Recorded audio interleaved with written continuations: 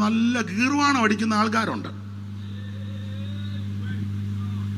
ചിലരുടെ വീട്ടിൽ ചെന്നാൽ പോലും ചിലരെ കയറ്റുകയില്ല. മതിലെല്ലാം മാക്കി വെഴുതി വെച്ചിരിക്കും, യഹോവയാൽ അനുഗ്രഹിക്കപ്പെട്ടവന് എന്തിന്. പിന്നെ ഗേറ്റിൽ എഴുതിക്കുക പട്ടിയുണ്ട്, എന്തിനാണ് ഈ വെടിവെക്കുകയും തല്ലിക്കൊല്ലുകയും ചെയ്യുന്നത്? പോട്ടെ, നമുക്ക് വിട്ടേക്കാം. അകത്ത് മുഴുവൻ ദ്രവ്യാഗ്രഹത്തിന്റെ കൗശല ബുദ്ധി.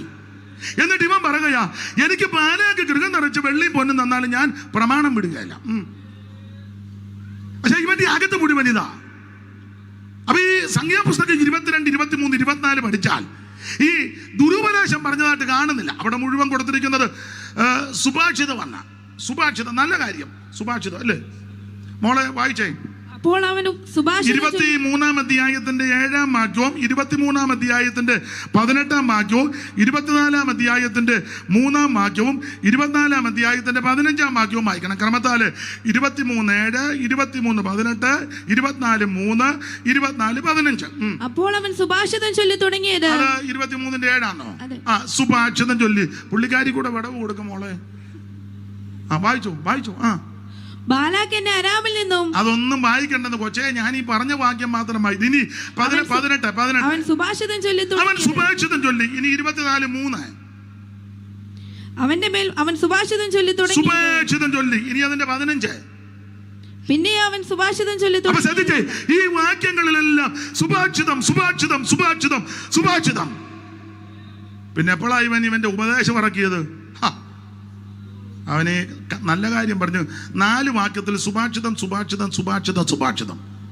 കാശുമെല്ലാം മേടിച്ചിട്ട് പോകുന്ന പോക്കിന് അവൻ്റെ തറക്കി. മോളെ, ആ 24-ാം അധ്യായത്തിന്റെ 23. പിന്നെ അവൻ സുഭാഷിതം ചൊല്ലിയത്. നന്നായിട്ട് വായിച്ചേ. പിന്നെ അവൻ ഈ സുഭാഷിതം ചൊല്ലിയത്. തെറ്റിയില്ലെങ്കിലോ നാക്കം കൊടുത്ത് വായിച്ചേ. പിന്നെ അവൻ ഈ സുഭാഷിതം ചൊല്ലിയത്. എന്നാലും ഒന്നുകൂടെ ഒന്ന് വായിച്ചേ. പിന്നെ അവൻ ഈ സുഭാഷിതം ചൊല്ലിയത്. ഞാൻ തെറ്റിയിട്ടില്ല, ഞാനതിന്റെ രീതി പറയാം. 4 വാക്യത്തിൽ കണ്ടത് പിന്നെ അവൻ സുഭാഷിതം ചൊല്ലി.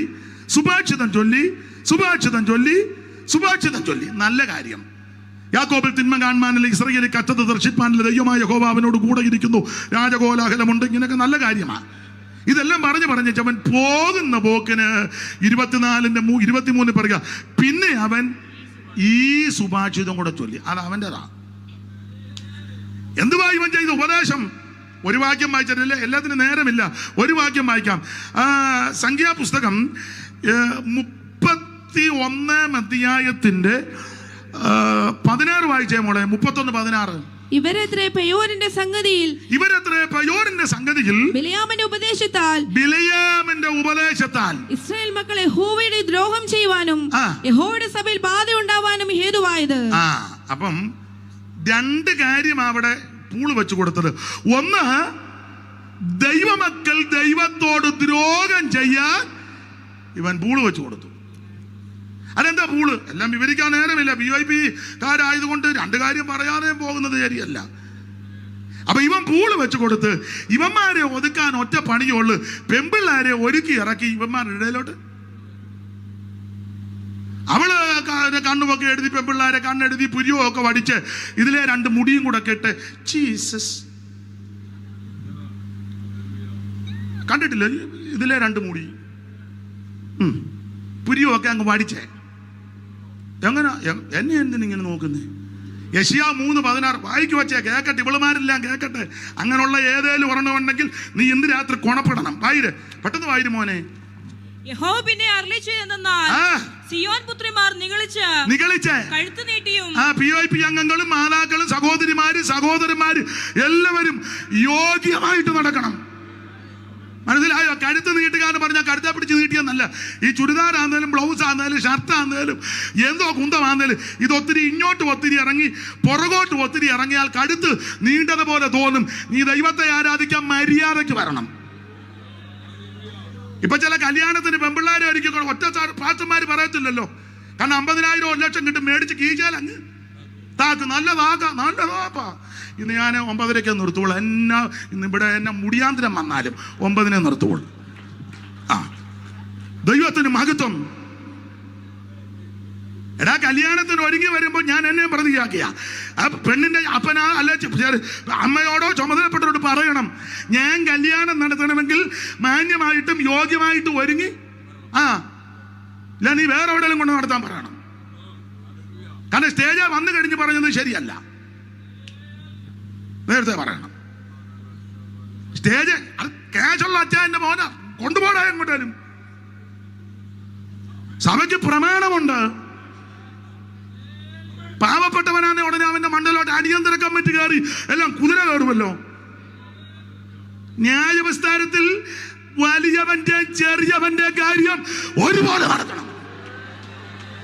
അച്ഛാ, ഞാൻ ഇച്ചിരി സംസാരിക്കും, ക്ഷമിക്കണേ. ദൈവത്തിന് മഹത്വം. നീ വലിയ ഉന്നതനായിരിക്കും, കേടി കെട്ടിയവനായിരിക്കും. സകലത്തിനും പ്രമാണം ഒന്നാ. എന്നാലും ഒരുക്കിക്കൊണ്ട് വരിക, കാണിക്ക. അതിനും കൂടെ ഇത് ഇങ്ങനെ ഇവക്കെല്ലാം ഭ്രാന്ത.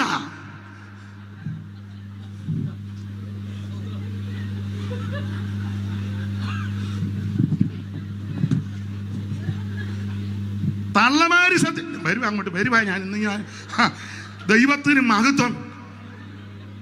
ഇത് വേർപാടിന്റെ ഉപദേശമാ. ദൈവ മാതാക്കളോടൊരു കാര്യം പറയാ. പിള്ളേര് ചിലപ്പോ നിർബന്ധ ബുദ്ധി മനെ കാലെല്ലാം മാറ്റേ. ദൈവത്തിന് മഹത്വം. ഇത് പ്രമാണമുള്ളതാ. പെന്തിക്കോസ് കുത്തടിഞ്ഞതല്ല, ഇത് ക്രമം കെട്ടതല്ല, തോന്നുന്നത് പോലെ നടക്കുന്നതല്ല. ഇന്ന് രാത്രി ചിലര് സമർപ്പിക്കണം. ദൈവത്തിന് മഹത്വം. യോഗ്യമായി, ലജ്ജാശീലത്തോടെ, സുബോധത്തോടെ, പരിജ്ഞാനത്തോടെ. ദൈവത്തിന് മഹത്വം, ദൈവത്തിന് മഹത്വം. എന്നോട് ഈയിടെ ഒരുത്തൻ പറഞ്ഞു, അച്ഛാ ഇങ്ങനൊന്നും പറയരുത്, പ്രോഗ്രാം കിട്ടുകയല്ല, നിന്റെ കുന്തം പ്രോഗ്രാം. സഭയ്ക്കകത്ത് പ്രശ്നം ഉണ്ടാക്കുന്ന നിന്നെയും നിന്റെ സന്തതിയെയും ദൈവം വിടുകയല്ല. അത് ഞാനാന്നേലും നീയാന്നേലും ആരാന്നേലും ഏത് കൊലകൊമ്പനാന്നേലും ലോക്കൽ സഭയിലാന്നേലും സെന്ററിലാന്നേലും മേഖലയിലാന്നേലും കേന്ദ്രത്തിലാന്നേലും സഭയ്ക്കകത്ത് കുരുക്കൊപ്പിക്കുന്നവന് ഒരുത്തനെ ദൈവം വിടത്തില്ല. വിട്ട ചരിത്രമില്ലല്ലോ. ഇവൻ വെട്ടുകൊണ്ട് ചത്തു. ആഗ്രഹം എന്നതാ, ഭക്തൻ മരിക്കുന്നത് പോലെ മരിക്കണം. എന്നാ മരിക്കാഞ്ഞ്? ആട്ടെ, നിർത്തുക. പറഞ്ഞാ ഞാൻ നിന്ന് പറയും, നിങ്ങൾ ചിലരിയ്ക്കുകയും ചെയ്യും. പോകാൻ നേരത്ത് പറയും, അയാൾക്കല്ലേലും ബോധമില്ലാത്തവനാന്ന് പറയും. ഈ ബോധമൊക്കെ മതി. ദൈവത്തിന് മഹത്വം. ഒരു മറുവശം, ആഗ്രഹം നടന്നയാളുണ്ട്, മറ്റാരുമല്ല. വായിച്ചേ മോളെ, ഉൽപ്പത്തി 5:24. ഹൃദയത്തിലെ ആഗ്രഹം നടന്നു ഒരു വ്യക്തി. അത് പറഞ്ഞ് നിർത്താം. ഹാനോക്ക് ദൈവത്തോടു കൂടെ നടന്നു. ദൈവം അവനെ എടുത്തുകൊണ്ടതിനാൽ കാണാതെയായി. തൻ്റെ ആഗ്രഹം ദൈവത്തോട് കൂടെ നടക്കണം. അതെന്നാ? അദ്ദേഹം നോക്കുമ്പം ആ കാലത്ത് പലരും പല രീതിയിലാണ് നടക്കുന്നത്. തൻ്റെ സമകാലികനായ ലാമേക്ക് 2 പെണ്ണുങ്ങളുമായിട്ടാണ് നടക്കുന്നത്, ആദയും സില്ലയും. അപ്പോൾ പുള്ളി തീരുമാനിച്ചു, എനിക്ക് ദൈവത്തോട് കൂടെ നടക്കണം.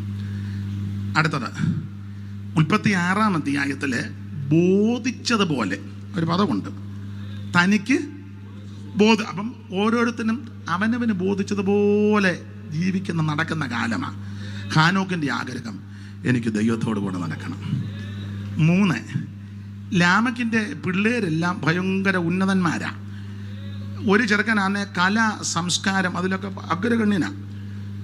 കാരണം കിന്നരവും വേണുവും ഒക്കെ സംസ്കാരവും കലയും എന്ന് പറയുന്നത് സാംസ്കാരികമായിട്ടൊക്കെ നല്ല പിടിയാണ്.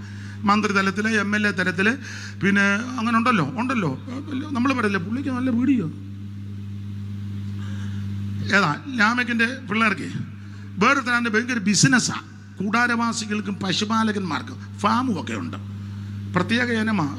60 ലിറ്ററൊക്കെയാണ് കറന്നാ കിട്ടുന്നത്. മിഷ്യൻ വെച്ചാൽ കറക്കുന്നത്. വലിയ ഫാമ്. അപ്പം കാശിന് പഞ്ഞമൊന്നുമില്ല.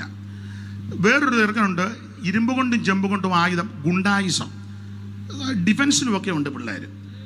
അപ്പോൾ ചുരുക്കി പറഞ്ഞാൽ സമൂഹത്തിൻ്റെ എല്ലാ തുറകളിലും പുള്ളിയുടെ മക്കൾ ഉന്നതന്മാരാണ്. പുള്ളിക്കാന്നെ 2 ഭാര്യയും. എല്ലാവരും ബോധിച്ച പോലെ നടക്കുക. ഇതിനിടയ്ക്കലും വർഷിപ്പിനൊരു മഞ്ഞവുമില്ല കേട്ടോ. അതാ അതിലൊക്കെ വിചിത്രം. ഈ കൊന്ത്രാക്കൊള്ളിയൊക്കെ ഒപ്പിക്കുമ്പോഴും വർഷിപ്പിന് വായിച്ച മോളെ, ആ 5-ാം അധ്യായത്തിന്റെ നേരെ മേളിൽ ഒരു കണ്ണികയുണ്ട്. 4-ന്റെ ഒടുവിൽ ആദാം തന്റെ ഭാര്യയെ പിന്നെയും പരിഗ്രഹിച്ചു. അവള് ഒരു മകനെ പ്രസവിച്ചു, ഷേത്തിനൊരു മകൻ ജനിച്ചു, ഏനോശ്. അടുത്ത വാക്യം. ആ കാലത്ത് യഹോവയുടെ നാമത്തിലുള്ള ആരാധന തുടങ്ങി. ഈ കൊന്ത്രാക്കളിയല്ലോ ഒപ്പിക്കുമ്പോഴും വർഷിപ്പിന്, പ്രൈസ് ആൻഡ് വർഷിപ്പിന് ഒരു പഞ്ഞുമില്ല. കൺവെൻഷൻ ആണെങ്കിലും ലോക്കൽ ആണെങ്കിലും സെൻട്രൽ ആണെങ്കിലും എല്ലാം ഇങ്ങനെ താങ്ക് യു ലോ.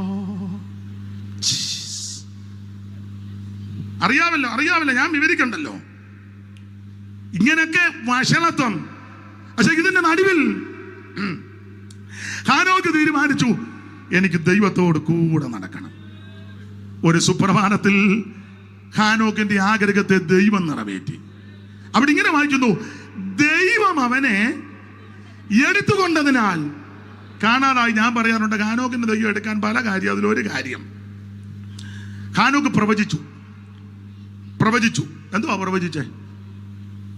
മോളെ ഒന്ന് വായിച്ച യൂദാ 14. പെട്ടെന്ന് വായിച്ചു, നിർത്തുക. കൃത്യം 9:30 ഞാൻ നിർത്തും. 9:30 1 മിനിറ്റ് മുമ്പ് നിർത്തും. ഇപ്പൊ ഇത് കറക്റ്റ് വാച്ചാന്നോ ജെറിം സഹോദരി? ഇത് 10 മിനിറ്റ് ഉണ്ട്. 9:30 മുമ്പ് നിർത്തും. വായിച്ചോ മോളെ. ആദാം മുതൽ ഏഴാമനായ ഹാനോക്ക് ഇവരെ കുറിച്ച് കർത്താവ് എല്ലാവരെയും വിധിപ്പാനും അവർ അഭക്തിയോടെ ചെയ്ത ഭക്തിവിരുദ്ധമായി സകല പ്രവൃത്തികൾ നിമിത്തവും ഭക്തികെട്ട പാപികളെയൊക്കെ ബോധം വരുത്തുവാൻ 1000 വിശുദ്ധന്മാരോട് കൂടെ വന്നിരിക്കുന്നു എന്ന് പറഞ്ഞാൽ ഭക്തികെട്ട് നടക്കുന്നവർക്കെതിരെയാ ഹാനോക്ക് പ്രവചിച്ചത്. അല്ല നിന്നെ ജംബോ ജെറ്റ് കയറ്റി വിടാന്നോ? കൊട്ടാരക്കര 8 നില വീടിന്റെ മണ്ടയിൽ അമ്മാവ് ഇങ്ങനെ ഉല്ലാത്തുന്നതായിട്ട് ആത്മാവ് അതൊന്നുമല്ല പറഞ്ഞ്. ഇപ്പൊ അങ്ങനെ കുറെ പൊട്ടങ്കണാമ്പന്മാരുണ്ട്. നിങ്ങളുടെ അവിടെ ഒരു പുളിയുണ്ടോ വീടിന്റെ ഇടത്ത് വശത്ത്? പാവം പിടിച്ച സഹോദരി, പുളിയല്ല പാസ്റ്റേ, ഒരു മരമുണ്ട്. ഉണ്ടല്ലോ. അങ്ങനെ ആണോടാ ദൈവാത്മാവ് പറയുന്നേ? അടയാളൊന്നും വിവരിക്കുന്നില്ല. ദൈവന്റെ അപ്പന്റെ കാളയുടെ വയസ്സ് വരെ പറഞ്ഞതാ ദൈവം. കാളയുടെ വയസ്സ് വരെ. എത്രാമത്തെ കാളയാന്നും ഇന്നത്തെ പ്രവാചകൻ കാളയെ കാണുന്നല്ലോ. ഉണ്ണേതാള ഞങ്ങളുടെ വാതുക്ക കൂടെ പോകുന്നുണ്ട് പാസ്റ്റർ. അതോ കാള മാത്രം ആന്നോടാ അതിലേ പോകുന്നേ? വയ്യാവേലിയൊക്കെ ഹാനോക്ക് പ്രവചിച്ചത് ഭക്തികെട്ട് നടക്കുന്നവർക്കെതിരെ. ഇത് ലാമക്കിന് കൊണ്ടു. ലാമക്കിന് കൊണ്ട്. കാരണം പുള്ളി ഭക്തികെട്ട് നടക്കുക. 2 ഭാര്യ, പിള്ളേര് ഗുണ്ടായിസം, ലോകപരമായിട്ടാ പിള്ളേര്, കലയും സംസ്കാരവും. വിളക്ക് കത്തിക്കാൻ പോകുന്നു, ഭദ്രദീപം കളിക്കാൻ, അതെല്ലാം മേടിക്കുന്നു. എല്ലാം ഞാൻ വിവരിക്കുന്നില്ല, പിടിപാടാ. ഇതിനെതിരെ ഹാനോക്ക് നന്നായിട്ട് പ്രവചിച്ചു. ഇത് ലാമക്കിന് ഇഷ്ടപ്പെട്ടില്ല. അപ്പൊ ലാമക്ക് എല്ലാവരും വാക്ക് കൊടുക്കുന്നില്ല. ഭാര്യമാരെ വിളിച്ചു പറഞ്ഞു, ആദയും സില്ലയുമായുള്ളവര് എന്റെ വാക്ക് കേൾക്കണം. വായിച്ച മോളെ അടുത്ത വാക്യം. ആദയും സില്ലയുമായുള്ളവരെ എന്റെ വാക്ക് കേൾപ്പീൻ. ലാമേക്കിന്റെ ഭാര്യമാരെ എന്റെ വചനത്തിന് ചെവി തരുവീൻ. പുള്ളിയുടെ വചനം നല്ല വചനമാണ്. എന്തുവാ വചനം? അടുത്തത്, എന്റെ മുറിവിന് പകരം ഞാനൊരു പുരുഷനെയും എന്റെ പരിക്കിന് പകരം ഒരു യുവാവിനെയും കൊല്ലും. ഒരുത്തനെ ഞാൻ കൊല്ലും. ഈ സമൂഹത്തിന്റെ നടുവിൽ എനിക്കൊരു മാന്യതയുണ്ട്. ആർക്കാ? ലാമക്കിന്. പിള്ളേർക്ക് നല്ല ബിസിനസ്, കാശ്, സാംസ്കാരികമായിട്ട് നല്ല പിടിപാട്, മന്ത്രിതലത്തിൽ MLA പിടിപാട്, പിന്നെ കാശിന് കാശ്, പിന്നെ ഗുണ്ടകളെ ഇറക്കണമെങ്കിൽ മട്ടാഞ്ചേരിയിൽ നിന്നും ചെങ്കൽച്ചൂള എന്നൊക്കെ കൺവെൻഷൻ വരെ.